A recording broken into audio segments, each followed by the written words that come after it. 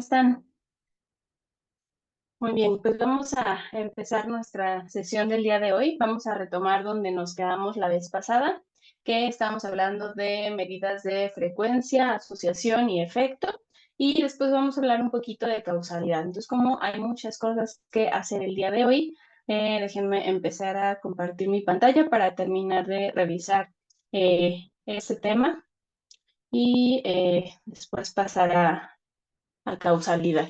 Entonces nos habíamos quedado la vez anterior en que existen medidas de frecuencia que son predominantemente prevalencia e incidencia.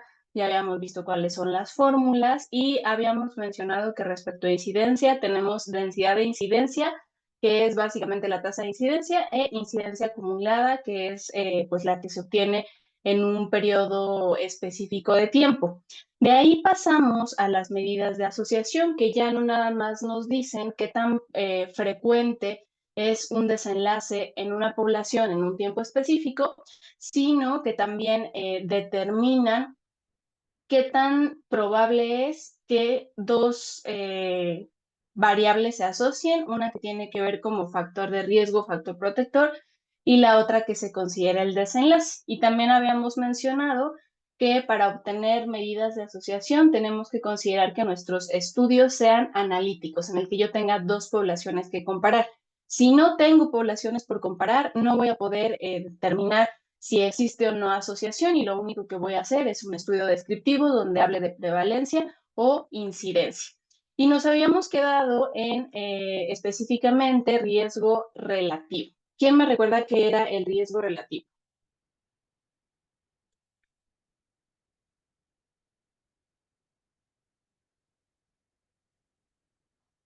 Erika, ¿te acuerdas? En sus palabras, no tiene que ser exactamente la definición que nos dice Porney. Era como el riesgo que tiene de que suceda o no la enfermedad ¿Ok? y hablamos como a partir del valor de uno. Si ella mayor a uno, había mayor asociación. Ok, pero ahí nos falta una partecita. Sí, está muy bien esta conceptualización de que es la probabilidad de que ocurra un desenlace donde tenemos un valor nulo, que es el uno, que implica que el riesgo es el mismo, y aquí es donde viene la segunda parte del concepto, que es en dos poblaciones, ¿no? Entonces es el riesgo que tiene una población que cursa con una exposición de presentar un desenlace comparado con otra que tiene o una exposición diferente o que no presenta directamente alguna exposición. Habíamos visto que al ser una división, siempre va a contrastar lo que ocurre en un grupo respecto a otro. Y entonces es una medida de riesgo, como su nombre lo indica, relativo, que se basa en el valor de otro grupo para determinar si existe mayor, menor o igual probabilidad de presentar un desenlace. Entonces vamos a ver este primer ejemplo, vayan sacando sus calculadoras porque las vamos a necesitar. Y habíamos mencionado que para obtener tanto las medidas de frecuencia, es decir, prevalencia, incidencia, como nuestras medidas de asociación, empezando por riesgo relativo, pues nosotros tenemos que elaborar y partir de una tabla de 2x2. Estas tablas de 2x2 ya no son conocidas porque las empezamos a revisar para el estudio de proceso, aunque tienen una constitución diferente. En el estudio de proceso, en las filas poníamos la prueba de interés que estábamos investigando y en las columnas nuestro gold estándar. Cuando tenemos un estudio de causa y efecto, la estructura se modifica y entonces en nuestras filas lo que vamos a colocar es la exposición y en las columnas vamos a poner nuestro desenlace. Este es un estudio, es específicamente una cohorte en la que quieren determinar la asociación que existe entre el nivel de actividad física y el riesgo de fractura de cadera. Entonces, en la primera columna colocamos siempre el desenlace y en la primera fila vamos a poner la exposición que nosotros consideramos de interés o de riesgo. Aquí tenemos pues esta tabla de 2x2 con 130 sujetos ¿Y qué valores podríamos obtener a partir de esta tabla? ¿Qué podemos calcular? La prevalencia. Ok, nada más que dijimos que es un estudio de cohorte. Entonces, ¿cuál sería nuestra medida de frecuencia indicada? La incidencia. Incidencia. Incidencia, exacto, ¿no? ¿Y qué tipo de incidencia vamos a determinar? Incidencia. Ay, se te apagó el micrófono, Ángeles. Incidencia, porque es como es un estudio de corte. Ajá, pero ¿qué tipo de incidencia? Recuerden que dijimos que había dos tipos de incidencia, la incidencia acumulada y la densidad de incidencia. ¿Cuál usarían aquí? ¿Qué necesitaríamos para poder calcular la densidad de incidencia o la tasa de incidencia? El tiempo. El tiempo persona. Ujú. Entonces no tenemos tiempo persona, tenemos solamente sujetos. Por lo tanto, vamos a determinar incidencia acumulada, Como ¿vale? la Entonces, muy bien, Manuel, ayúdanos con la incidencia acumulada. ¿Cómo la calculamos? Mm, no recuerdo, son los objetos que tienen No, el desenlace. exacto, no se la tienen que aprender. Si se dan Mm, cuenta, la misma tabla nos va diciendo, ¿no? Entonces, yo sé que la incidencia es los sujetos que tienen el desenlace, ¿no? Entonces, los sujetos que tienen el desenlace Entre son toda los la que están de población. este lado. Y vamos a contrastarlo contra nuestra población global. Entonces, aquí, ¿cuál sería la fórmula? Eh, Sería A más C Ajá, entre toda la población, entre 130. entre n, ¿cierto? Entonces, aquí tenemos 68 entre Punto 100. 52. Lo que es lo mismo, 52% de incidencia en esta muestra que estamos obteniendo. ¿Qué otra cosa podemos calcular?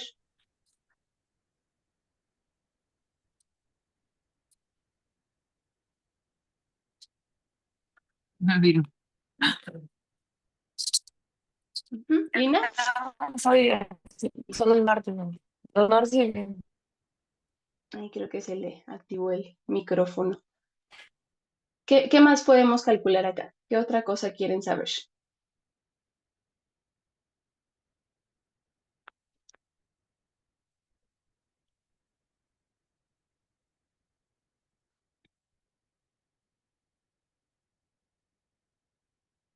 Recuerden que mencionábamos que para llegar hasta el riesgo relativo requerimos contrastar las incidencias en dos grupos de esta muestra.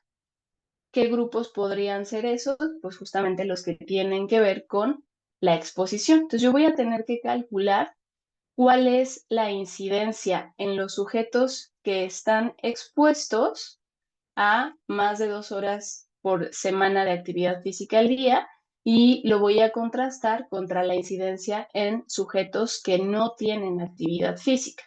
Entonces vamos a calcular la incidencia en el grupo expuesto. En este caso son los que hacen actividad física. ¿Cómo la calcularíamos? Viendo la tabla. A más B, bueno, 98. Entonces, para calcular la incidencia en el grupo expuesto, lo que yo voy a considerar es únicamente la primera fila, ¿sale? Que son mis expuestos. Voy a hacer como si esta fuera ahorita mi población. Entonces, ¿cómo la sacamos? ¿Cuáles son los que sí presentan el desenlace de ese grupo que hace más de 2 horas a la semana de actividad física?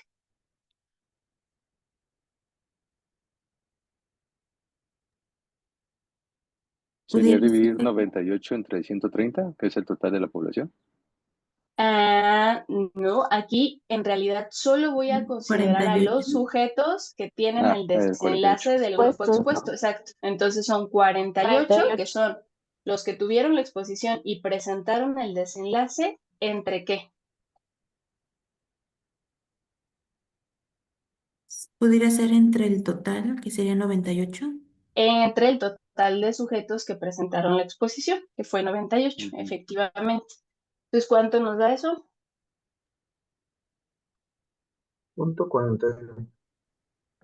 Punto 48. 48. O sea, hace 48%. Muy bien. Ahora vamos a determinar la incidencia, pero en el grupo sin la exposición, es decir, la incidencia en el grupo que no realiza actividad física. ¿Cómo la sacamos?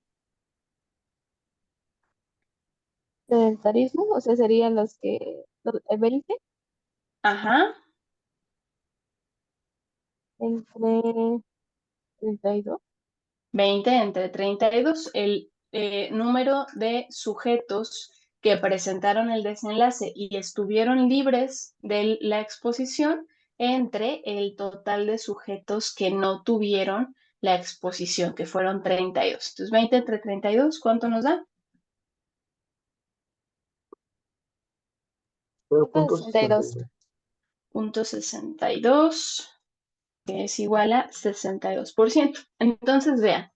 Desde que ustedes empiezan a determinar las incidencias en cada una de sus poblaciones, nos damos cuenta de que en el grupo expuesto, que en este caso es los que realizan actividad física, la incidencia es menor que la que se presenta en la población total. Mientras que en el grupo sedentario, en este caso el que no tiene la exposición, yo encuentro una una incidencia más alta que la que tengo en la población general. Entonces, 62 versus 48. Solo viendo esto, ¿cómo esperan ustedes encontrar el riesgo relativo, aunque todavía no lo hayamos calculado? menor a un factor protector. Menor a 1, porque la exposición, que es hacer más de 2 horas de actividad física por semana, parece ser un factor protector. Entonces vamos a ver si esto es correcto. ¿Cómo sacamos el riesgo relativo? Ahora sí.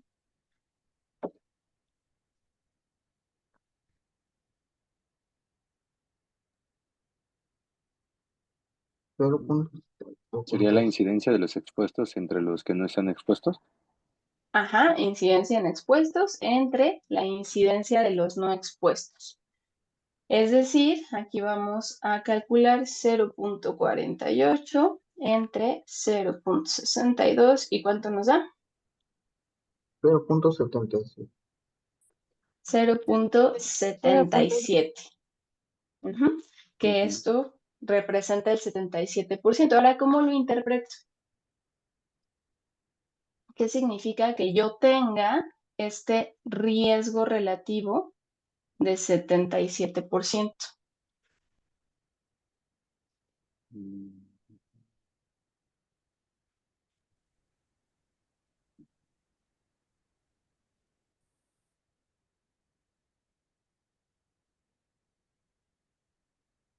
Pues que te puede incrementar el riesgo del 23% de fractura, ¿no? De cadera ¿Quiénes? si no haces ejercicio. A los que no Exactamente, hacen ¿no? ejercicio. Entonces, aquí como estamos Ujú. hablando de que nuestra exposición es que hagan actividad física, lo que diríamos tiene que ver con qué tan probable es presentar este desenlace en cada grupo. La probabilidad que tú tienes de presentar el desenlace cuando haces actividad física es del 77% comparado con el grupo de los no expuestos, los de sedentarismo, donde la incidencia o digamos el riesgo sería de 100%. Vean, hagan una regla de 3 o vamos a hacer una regla de 3. Vamos a considerar que este 62% representa el 100, ¿no? Contra eso es contra lo que lo estamos contrastando. Y aquí tengo esta otra incidencia que es de 48. ¿De cuánto le sale? ¿Qué porcentaje corresponde este 48% respecto al 62% si eso lo consideramos como el 100%? 48% entre 62. 77. 77, ¿no? Que es lo que ya habíamos determinado de este lado. Entonces, lo que nos está diciendo este 77% es justamente eso, que la probabilidad de que se presente el desenlace en el grupo expuesto es, en este caso, menor que la que obtendríamos en el grupo no expuesto, ¿vale? ¿Hasta aquí alguna pregunta? Vamos bien, nos regresamos, porque esto lo vamos a estar utilizando de aquí en adelante todo el tiempo. Muy bien. Entonces vamos a ver qué es lo que obtuvieron quienes realizaron este estudio. En sus resultados, ya vimos que el riesgo relativo es la incidencia en los expuestos entre la incidencia en los no expuestos, o entre A más B entre C más D, que es exactamente lo que nosotros hicimos, solo que habíamos calculado previamente ya estas incidencias y lo hicimos de manera directa. Entonces, de esta manera, lo que vamos a obtener cuando ustedes meten sus datos a SPS, por ejemplo, es una tabla similar a esta. Van a darles resultados de odds ratio, que es razón de momios, que ahorita vamos a revisar, y estos marcados con, como para cohorte, con fractura y sin fractura, son los riesgos. Entonces, el que yo estoy siguiendo es el riesgo de presentar fractura de cadera. Este es el parámetro que nosotros revisaríamos. Si se dan cuenta, pues nos dio algo muy similar a ellos, probablemente por los decimales, a ellos les dio 0.78 y a nosotros 0.77. Entonces tengo un riesgo relativo de 0.78, pero mi intervalo de confianza al 95% está entre 0.56 y 1.097, con un valor de P de 0.184 obtenido por chi cuadrada, porque estamos revisando dos variables que son cualitativas dicotómicas. Entonces, ahora sí, con todos estos datos, ¿qué opinan? ¿Qué le dirían a las pacientes o a los pacientes respecto a la actividad física y el riesgo de fractura de cadera?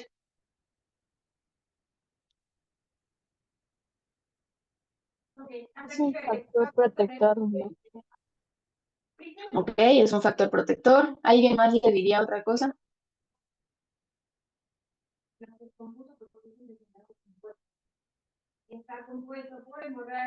Podemos afirmar de manera contundente que hacer actividad física más de 2 horas a la semana reduce el riesgo de tener fractura de cadera. ¿Lo podemos afirmar categóricamente? ¿Por qué no, Manuel? Porque la P está más de 1. Porque la P está en 0.184 y ya sabemos que para que estadísticamente haya significancia, el valor de P tiene que estar por debajo de 0.05, lo que significa que mi posibilidad de error o de que mis datos estén en esa probabilidad de error es menor del 5%.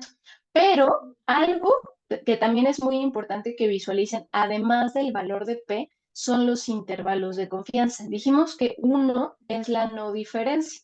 Entonces, tengo un valor que está por debajo de 1, pero también tengo otro valor que es mi límite superior que está por arriba de 1. Entonces, esto querría decir que a veces hacer ejercicio puede reducir el riesgo de cadera y a veces lo puede aumentar. ¿Okay? Entonces, al menos en este estudio, yo no puedo afirmar que mi exposición reduzca la posibilidad de presentar el desenlace. Puede que tenga que ver con mi tamaño de muestra, que es un tamaño de muestra pequeño. Mi intervalo de confianza está muy cerquita del 1. Entonces, a lo mejor si yo aumento el tamaño de muestra, este intervalo de confianza se mueva hacia la protección. ¿Cómo se lo explicaría a la paciente? Hay una tendencia en cuanto a que realizar actividad física más de 2 horas por semana puede disminuir el riesgo de fractura de cadera. Entonces, cuando no tenemos intervalos de confianza claros, pero parece ser un factor protector, aunque no haya significancia estadística, podemos hablar de tendencia. ¿Vale? ¿Hasta acá? ¿Preguntas? ¿Vamos bien? ¿Nos regresamos? ¿Nada? Bueno, cualquier duda que surja me dicen, ¿eh? Y ahí vamos a tratar de resolverlo. Excelente. Entonces ya tenemos riesgo relativo dominado. Ahora vamos a hablar de nuestra otra medida de asociación que se llama odds ratio, razón de momios, razón de probabilidades, la pueden encontrar con todos estos nombres. Resulta que la razón de momios en algunas circunstancias puede ser un estimador confiable del riesgo relativo. Si yo les pregunto cuál es la mejor medida de asociación, la respuesta tendrá que ser riesgo relativo. ¿Por qué? Porque lo obtengo de estudios que son mucho más factibles de vigilar y de controlar en cuanto a sesgos, como los estudios de corte y sobre todo el ensayo clínico. Entonces, el riesgo relativo sería mi medida de asociación ideal. Cuando no puedo calcular directamente el riesgo relativo por el diseño que tiene mi proyecto, entonces puedo optar por el odds ratio. El odds ratio se considera muy similar al riesgo relativo en sus valores cuando cumple con ciertas características. Y una de las más importantes es que la prevalencia de la enfermedad sea baja, menos del 20%, menos del 10%, depende de dónde lo revisen. Cuando la prevalencia de la enfermedad es más del 10% o del 20%, entonces hay que hacer ajustes, pero de eso vamos a hablar cuando revisemos específicamente estudios transversales y estudios de casos y controles. Entonces, los odds ratio los vamos a reservar para estudios retrospectivos y principalmente también estudios transversales. Dos diseños, casos y controles y estudios o encuesta transversal directamente. ¿Por qué? Porque en esos yo no voy a poder calcular la incidencia. Y ya sé que si no tengo la incidencia, no puedo sacar riesgo relativo. Van a encontrar varias fórmulas. Hay una fórmula para estudios prospectivos, otra fórmula para estudios retrospectivos, pero en realidad todas estas son matemática y estadísticamente equivalentes. Entonces, lo que utilizamos es algo que se conoce como la fórmula de productos cruzados para obtener razón de momios, A por D entre B por C. Esta es la que vamos a emplear de aquí en adelante para calcular odds ratio. La interpretación es exactamente la misma que en riesgo relativo. Ustedes tendrán valores de 1 como no diferencia, por debajo de la unidad para factores protectores y por arriba de la unidad para factores de riesgo. Y aquí no vamos a poder determinar, como les mencionaba, directamente la incidencia o una prevalencia específica en el caso de casos y controles, sino lo que vamos a determinar son los odds de exposición. ¿Cómo interpretaríamos un odds de exposición? ¿Qué quiere decir esto?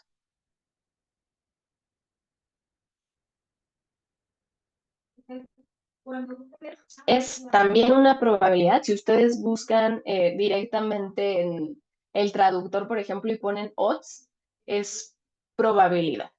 Entonces, es la probabilidad que los sujetos en cierto grupo, con un desenlace específico en este caso, hayan tenido como antecedente una exposición o no. Por lo tanto, si yo tengo un mayor riesgo de que el grupo con el desenlace haya presentado la exposición respecto al grupo que no presenta el desenlace, pues es cuando voy a tener un odds ratio por arriba de la unidad. Pero aquí hablamos de odds de exposición. Entonces vamos a ver un ejemplo. Aquí lo que quieren ver los autores de este estudio es si el índice de masa corporal por arriba de 30 se asocia con fascitis plantar. Pues ya sabemos que en nuestras filas va nuestra exposición, que en este caso es el índice de masa corporal por arriba de 30. En las columnas va el desenlace, que aquí lo que queremos ver es si tuvimos o no tuvimos fascitis plantar. Y aquí, ¿qué parámetros podemos obtener? Primero, ¿qué estudio o qué tipo de estudio creen que sea? Pero bueno, ustedes no tienen por qué saber. ¿Un estudio de corte? Corte. mm, Podría ser un estudio de corte, pero por la disposición de la tabla, pero si ya sabemos que vamos a tener que calcular odds ratios, estamos en el tema de Casos odds y ratios, controles. Casos y control. No sé. ok, podría ser casos y controles o podría ser un estudio transversal. En Ujú. general, cuando ustedes tienen un estudio de casos y controles, que eso lo vamos a revisar más adelante, puede ser que sus grupos sean iguales o sean distintos. Aquí, ¿por qué dicen que es un estudio de casos y controles? ¿Qué es lo que los lleva a sospecharlo? Que pudiera ser la población como de 30 y 30, que pudieran ser a lo mejor los casos y los otros 30 los controles. Exacto, porque aquí están seleccionando muy estratégicamente estos dos grupos. El grupo que tuvo el desenlace seleccionaron 50 sujetos y el grupo que no tuvo el desenlace seleccionaron 100 sujetos. Es decir, escogieron dos controles por cada caso. Ujú. Y aquí podríamos elegir para aumentar el poder estadístico hasta 4 controles por cada caso. Entonces, efectivamente, este es un estudio de casos y controles y la pauta pues tiene que ver con la población. En una encuesta transversal generalmente no hay una simetría tan específica. Entonces, aquí, ¿qué podemos calcular? ¿Qué quieren calcular en este estudio de casos y controles? Primero, podemos calcular alguna medida específica de frecuencia, como prevalencia o incidencia.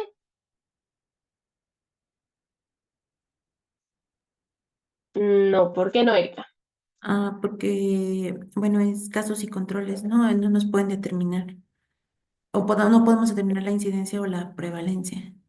Ujú, no puedo determinarlo porque yo como investigador decidí que voy a incluir aquí particularmente 2 casos por cada control. Pero si hubiera decidido incluir 3 casos por cada control o 4 casos por cada control o un caso por cada control, pues obviamente la conformación de esta tabla sería diferente y la prevalencia que pudiera obtener también sería distinta. Entonces no puedo sacar prevalencia ni tampoco puedo calcular incidencia. ¿Qué sí puedo determinar?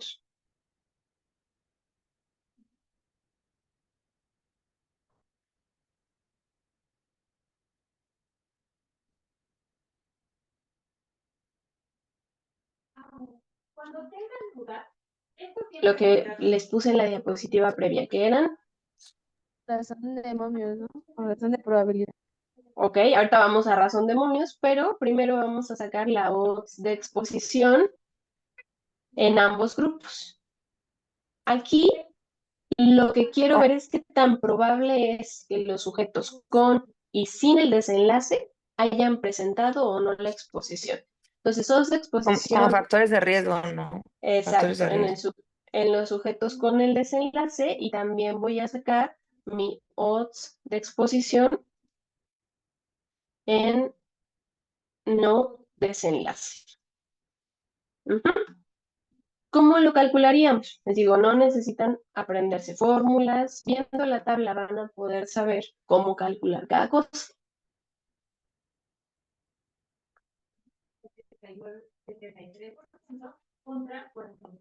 Odds de exposición en sujetos con el desenlace. ¿Qué vamos a utilizar? ¿Filas o columnas?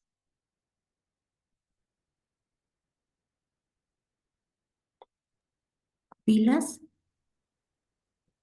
Vamos a considerar las filas, pero vamos a utilizar las columnas, porque yo quiero ver qué tan probable es que la exposición se haya presentado en el grupo con el desenlace y qué tan probable es que la exposición se haya presentado en el grupo sin el desenlace.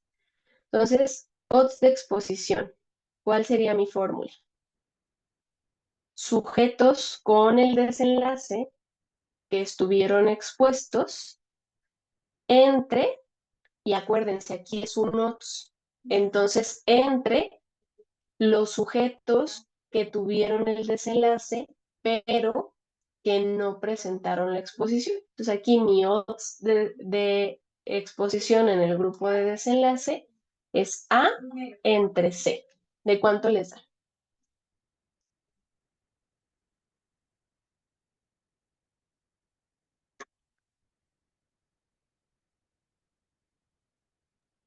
1.3. 1.3, muy bien. Vamos a ver ahora nuestros odds de exposición en el grupo sin el desenlace. ¿Cómo lo sacamos?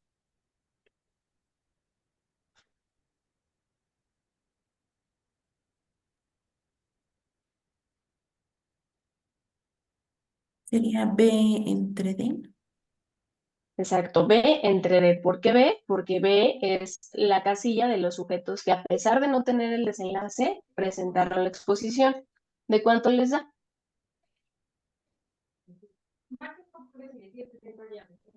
Punto 20. Punto 20. Muy bien. Y ahora vamos a calcular nuestro OR. ¿Cómo dijimos que lo íbamos a sacar?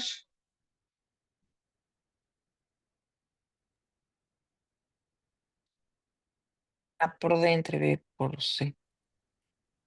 Entonces, productos cruzados. A por D entre B por C, que no es otra cosa más que cruzar nuestras casillas, ¿no? Por eso se le llama así a esta fórmula. ¿De cuánto nos da?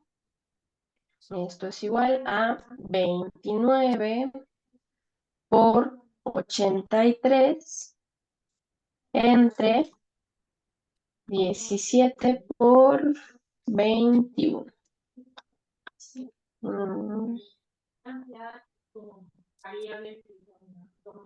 2407 entre 357. ¿Cuánto les dio?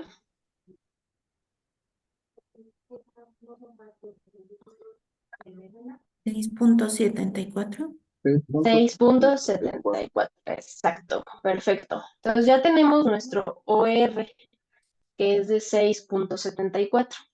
Vean, ¿qué pasa si yo divido este 1.3, que es mi odds de exposición en el grupo del desenlace, entre el odds de exposición en el grupo sin el desenlace?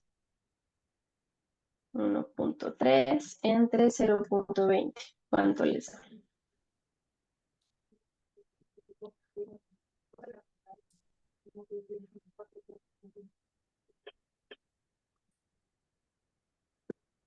Punto 5.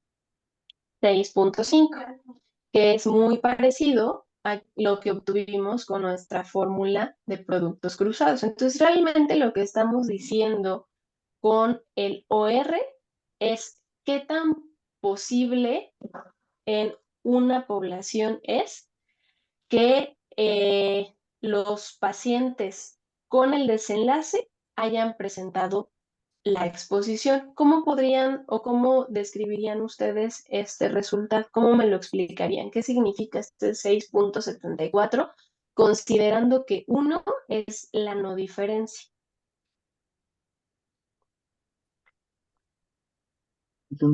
Que el índice de masa corporal mayor de 30 tiene 6.7 veces más riesgo, ¿no? De central, así Ok, plantar. hay una forma más ortodoxa de decirlo, vamos a nombrarle así. Manuel. Yo digo que son 5.7 veces más. Ok, Según lo que exacto. Entonces aquí a este 6.74 le vamos a restar 1, porque 1 es la no diferencia, no es 0.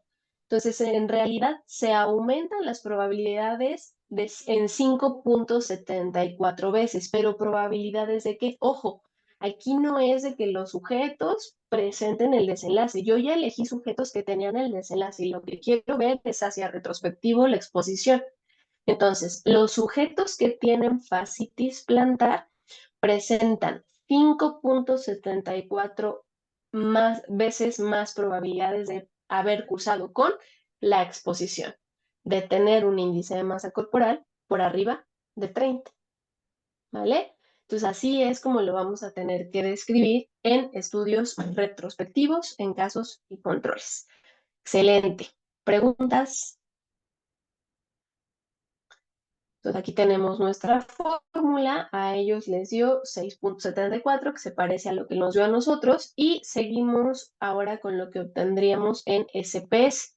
Aquí ya habíamos visto que estos dos parámetros que nos colocan en esta tablita tienen que ver con riesgo, que es para estudios de cohorte, entonces estos no los voy a utilizar por ahora, y me voy a quedar con el odds ratio, que se estimó en 6.74 con un intervalo de confianza entre 3.13 y 14.51. ¿Qué opinan?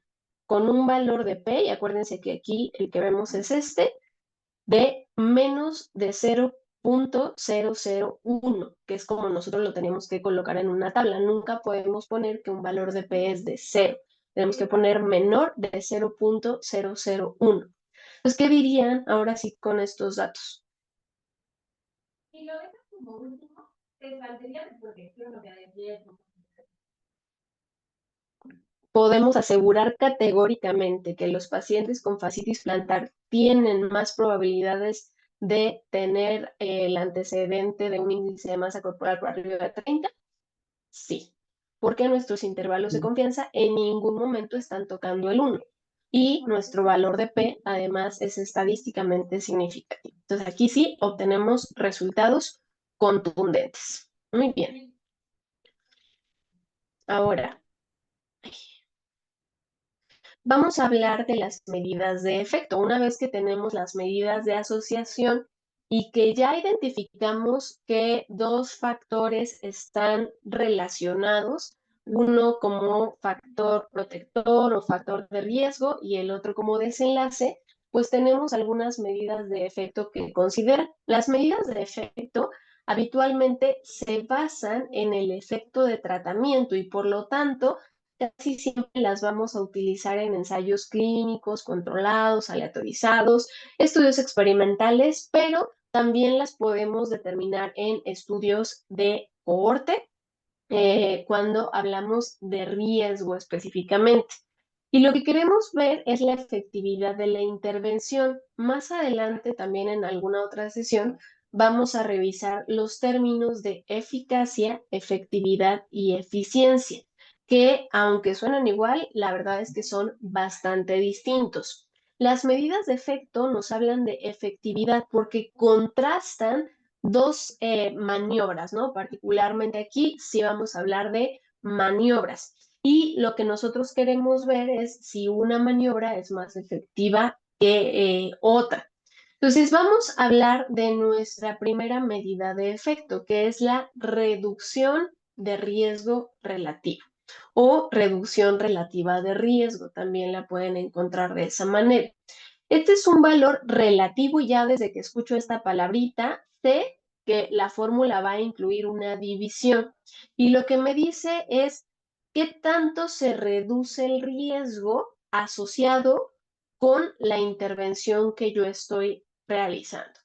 La fórmula es la incidencia o el riesgo en el grupo no expuesto entre la incidencia o el riesgo, perdón, menos la incidencia o el riesgo del grupo expuesto entre la incidencia o el riesgo del grupo no expuesto.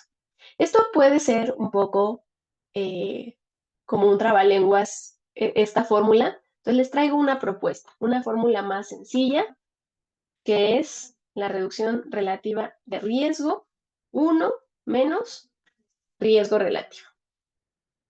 Esto está más fácil, ¿no?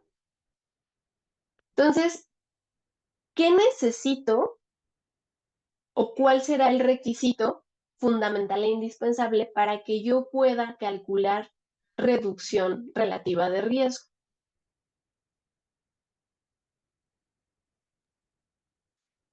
Incidencias. Tener incidencias, es decir, que sea un estudio de cohorte o un ensayo clínico. ¿Y qué otra cosa? De ahí de lo que está subrayado. En lugar de pretensión estacional, vas a poner ¿cómo tendrá que ser nuestro riesgo relativo para que yo pueda utilizar reducción relativa de riesgo?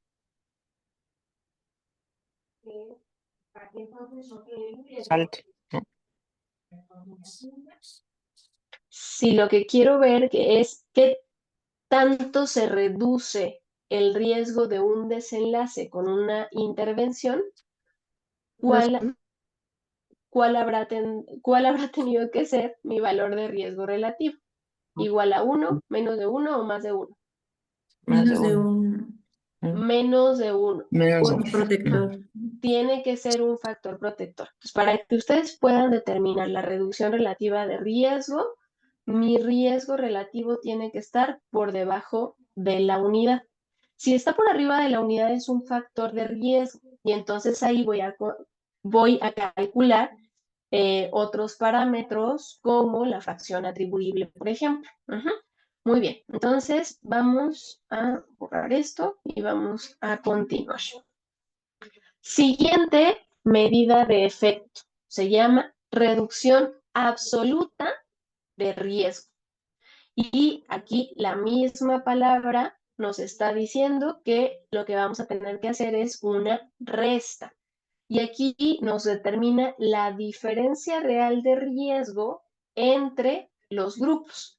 Nuevamente, para determinar la reducción absoluta de riesgo, yo tendré que considerar que mi riesgo relativo esté por debajo de la unidad.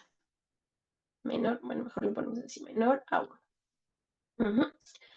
Entonces, aquí vamos a hacer la resta entre el riesgo o la incidencia del grupo control o el grupo no expuesto en menos la incidencia de mi grupo expuesto.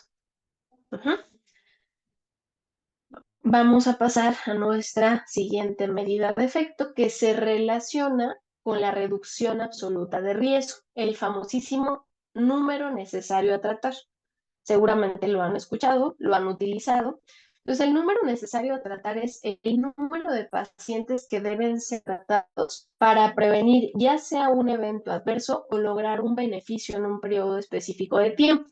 Y nos habla de efectividad en número de pacientes, o sea, qué tan útil es una intervención.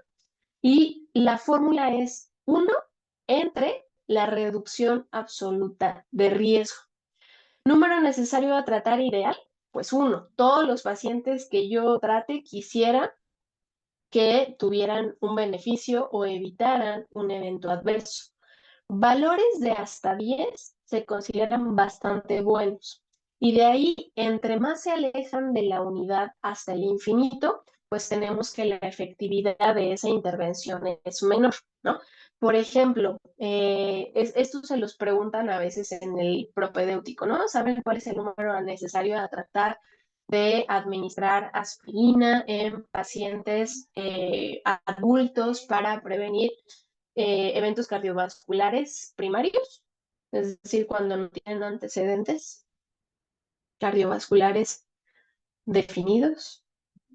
Échenle un número, ¿no? Porque hubo un tiempo en que le dábamos a un montón de pacientes ácido acetilsalicílico como prevención primaria.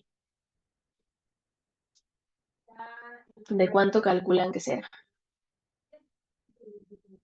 80%. ¿Ok? Aquí son números netos, porque son pacientes. Entonces, ¿a cuántos pacientes les tengo que dar una intervención para obtener un beneficio, ¿no? En este caso sería ¿a cuántos pacientes les tengo que dar ácido acetilsalicílico para prevenir un evento cardiovascular primario? Es alrededor de 350.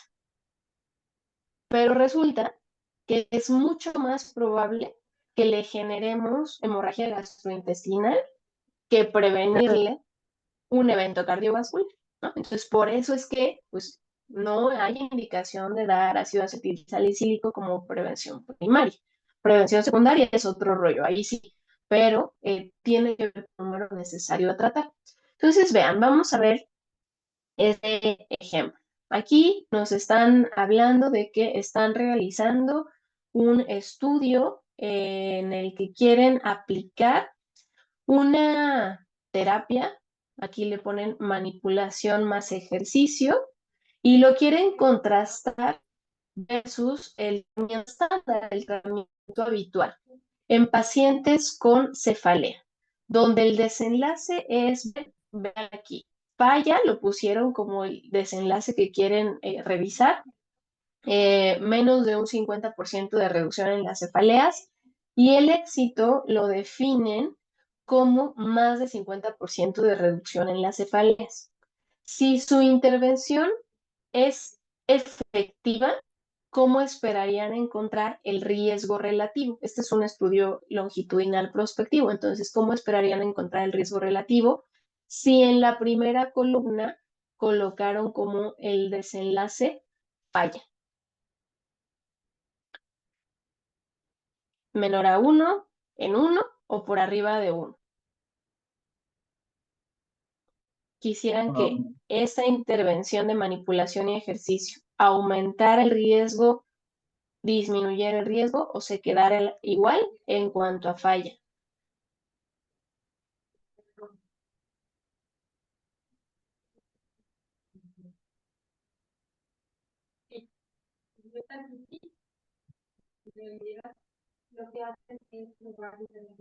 Pues lo que queremos es que, exacto, lo que queremos es que disminuya el riesgo de que los sujetos no tengan una reducción en el número de cefaleas, ¿no?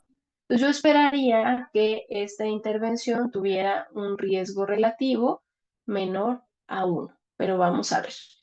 Vamos a calcular entonces. ¿Qué quieren calcular primero? Ay, ya nos quedan muy poquitos minutos, no puede ser, se me pasa muy rápido el tiempo. Entonces, primero vamos a calcular incidencia acumulada, porque no tengo tiempo, entonces no puedo calcular densidad de incidencia. Incidencia acumulada en la población total, ¿cuál es? Es la fórmula. Siempre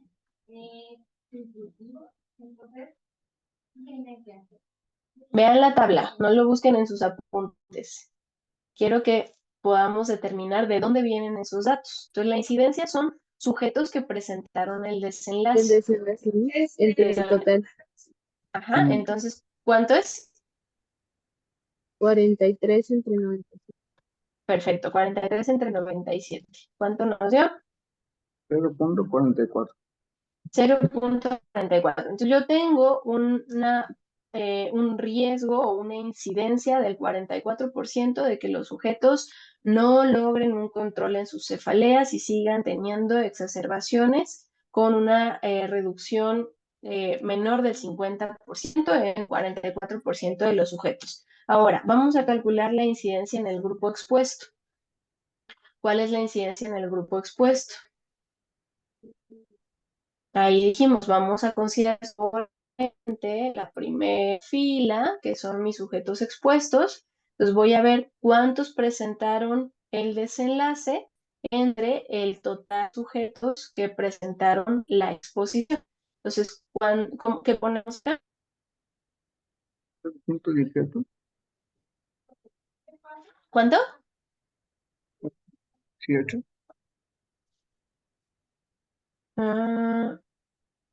No, se corta un poquito, Manuel. Sería 9 entre 49.18. 9 entre 49, exacto, y nos da 0.18. Es decir, una incidencia del 18% en el grupo que está expuesto. ¿Cómo esperan encontrar la incidencia en los no expuestos para falla? ¿Menor o mayor que mi grupo expuesto?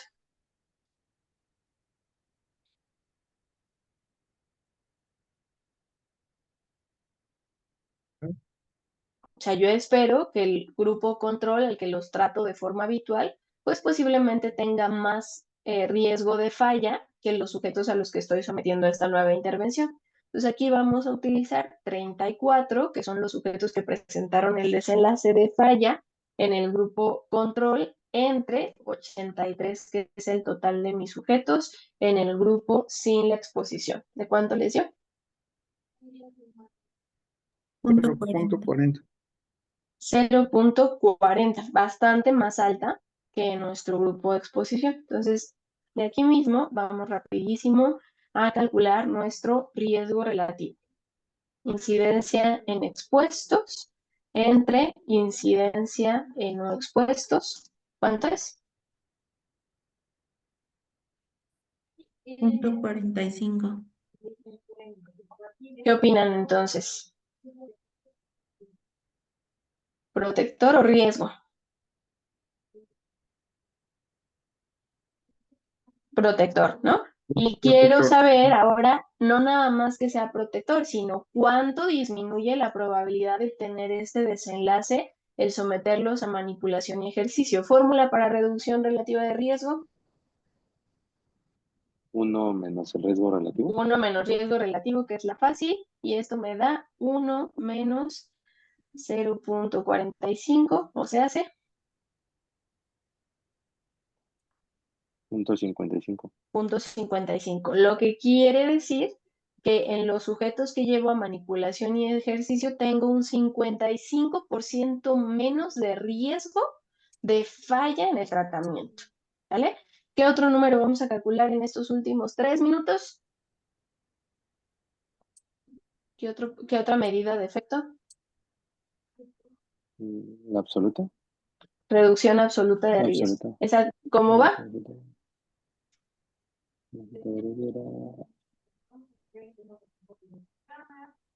Incidencia en los no expuestos menos, acuérdense que al ser absoluto es una resta.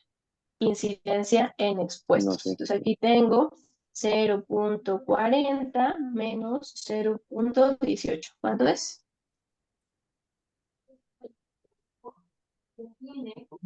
.22. 0.22. Entonces mi reducción absoluta de riesgo es del 22%. Número necesario a tratar. Fórmula. Es 1 entre la reducción absoluta del riesgo. 1 entre reducción absoluta de riesgo, que nos da 1 entre 0.22.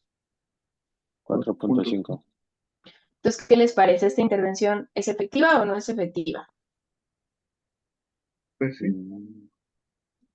Es efectiva, es bastante efectiva. Yo tendría que tratar a 4.5 sujetos, que eso no existe número necesario de tratar. Ahí tenemos que subirlo al número inmediato superior. Entonces, tengo que tratar a 5 sujetos para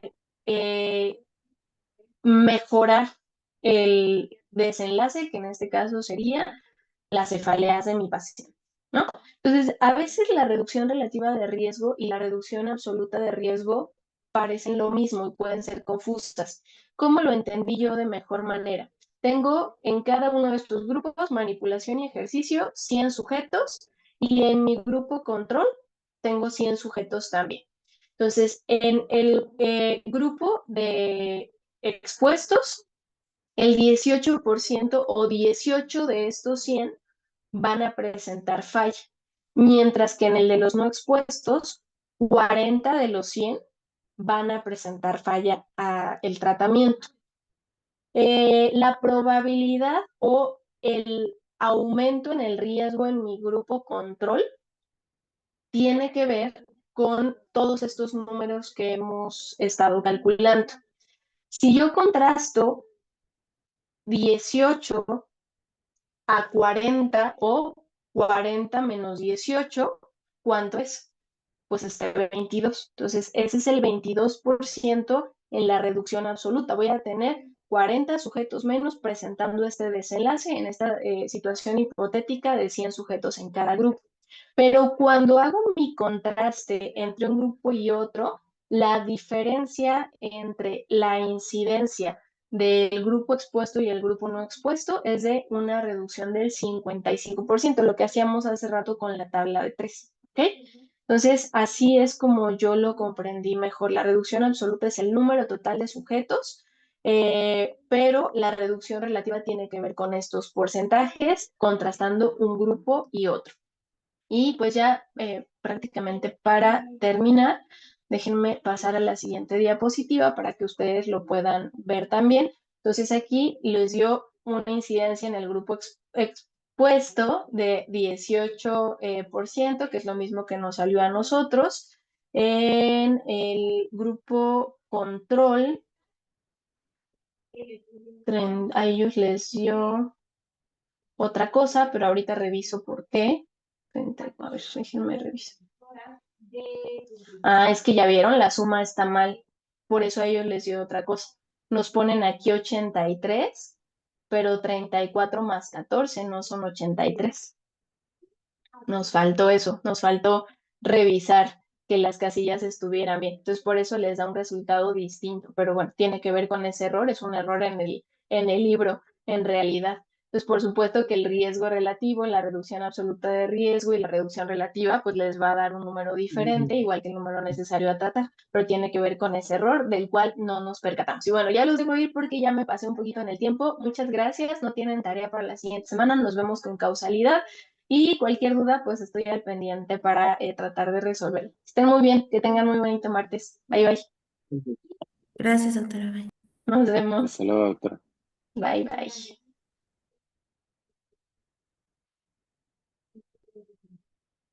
Entonces, es una variable nueva.